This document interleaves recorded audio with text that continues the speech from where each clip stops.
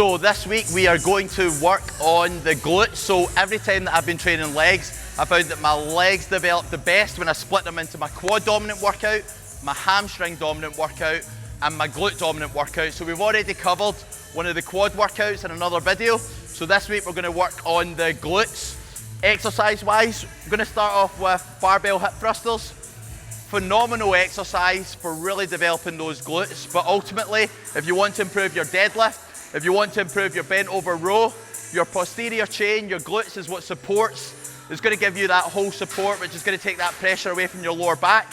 So it's one of those foundation exercises that I feel like everybody should be doing, and it will massively improve so many of your compound exercises. So barbell hip thrusters.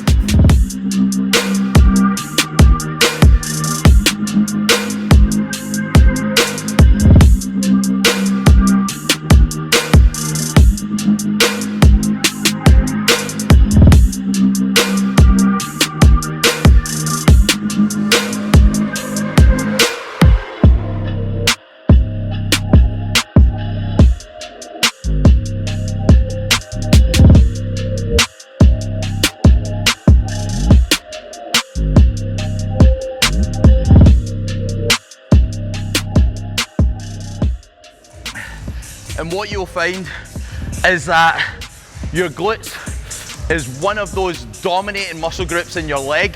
So they can take a lot of load, they can take a lot of volume, they tend to not fatigue that quickly. So we'll be able to load up quite a substantial amount of weight on my hip thruster. And what I technically found is before, when my squat and my deadlift had plateaued, that one of the weak links in my body was the glutes just weren't firing. So there was a limitation there. As soon as I started addressing that by introducing a glute specific workout, my deadlift, my squat jumped up almost 40 to 60 kilos.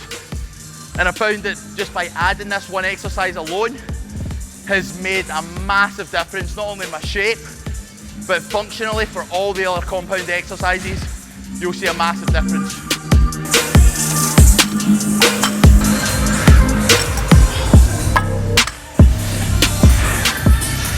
So if you've ever had any issues with your lower back, just introducing this exercise alone, strengthening up your glutes, you're going to see a massive difference.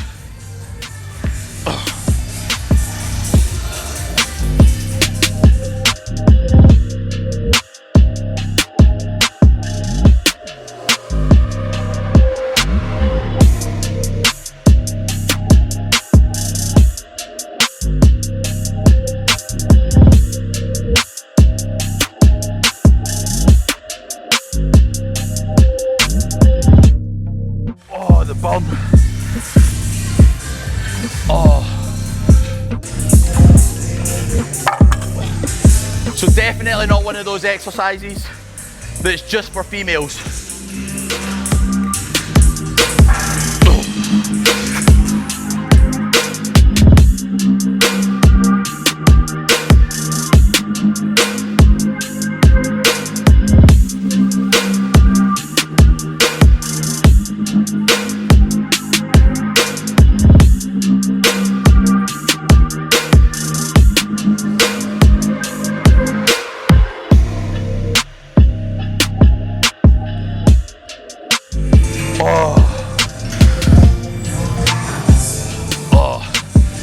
Now that we've got a bit of blood in the glutes, we're going to move on.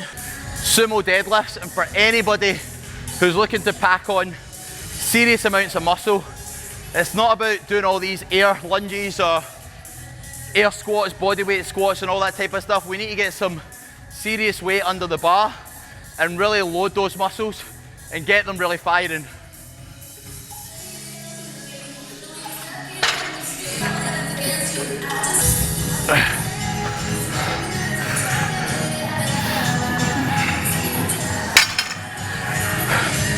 Now, a great thing about the sumo deadlifts, especially for people that are tall, just by having those legs at a wider stance, it's going to take far more pressure off your lower back. But with that wide stance, it's really going to isolate those glutes, and you should feel it, hamstrings and glutes, keeping your chest out, head up, nice and straight. Hands in a more narrow stance.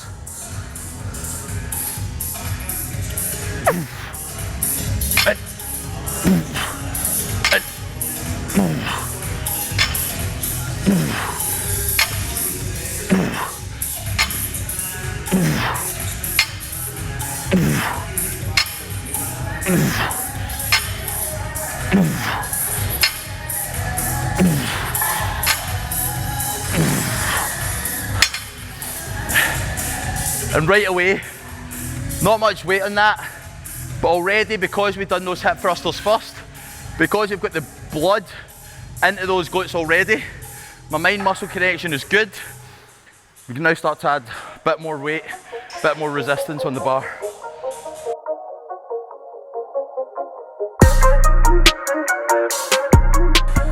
Anytime I'm deadlifting, whether it's a sumo deadlift, stiff leg deadlift, any sort of back exercise, if the forearm is going to be the problem, I'm looking to try to get a bigger back. I'm looking to try to get bigger glutes. So by using straps allows me to add more weight, add more resistance onto the bar. That's what I'm going to do.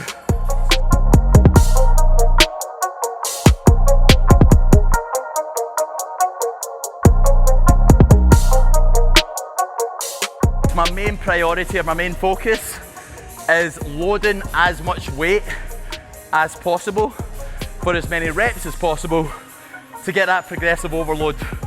So rather than rushing the rest, going a lot lighter, is we're trying to make sure we're at a point of enough recovery to then add a bit more weight under the bar again.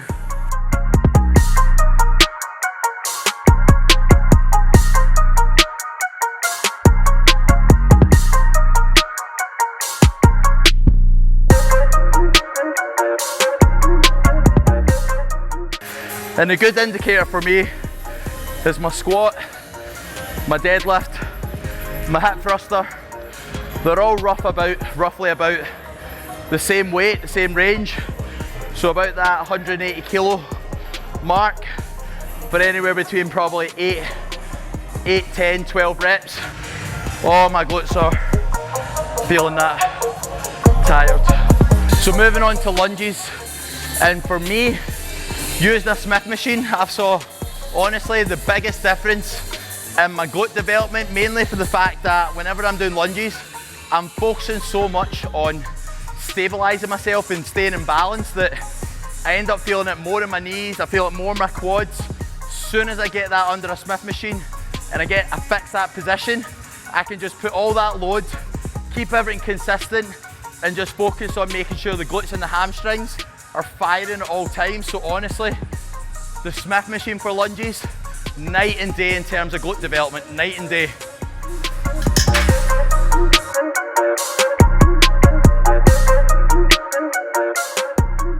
And if you are ever getting any problems with your knees, it's going to be because your quads are tight. So make sure you are stretching and foam rolling your quads.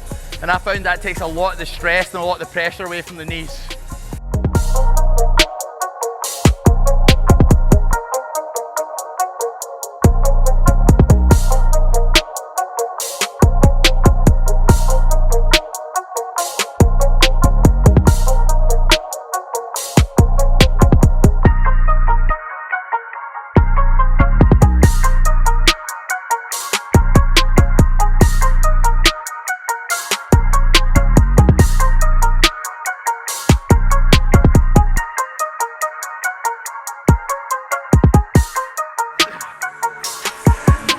Oh, fuck.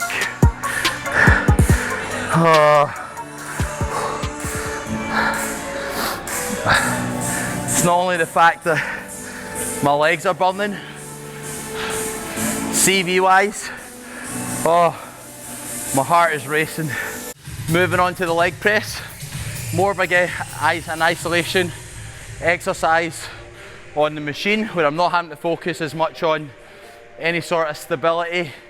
I can just focus on that movement, keep the tension in the muscle, and just really go for that volume.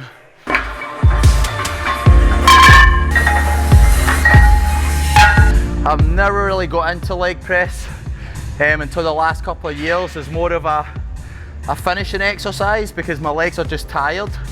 Whereas I know a lot of people like to use this as their main leg exercise, but for me, you can't beat that. You can't beat the compounds, you can't beat basics, and you can't beat just using that progressive overload. So I like to just finish off with a bit of pump work and a bit more volume.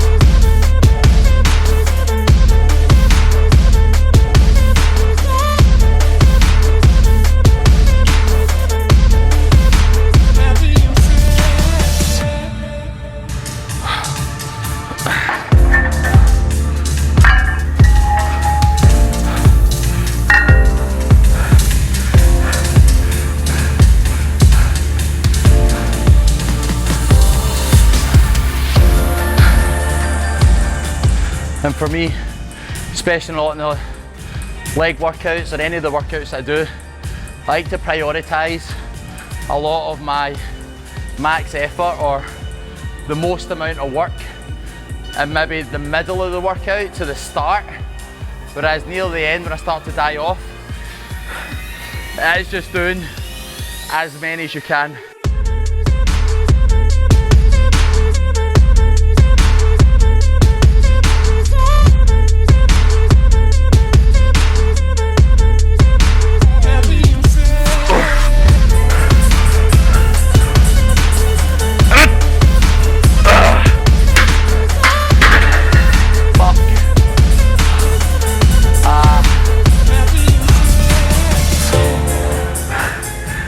And even in those last couple of reps, the tension is on my glutes.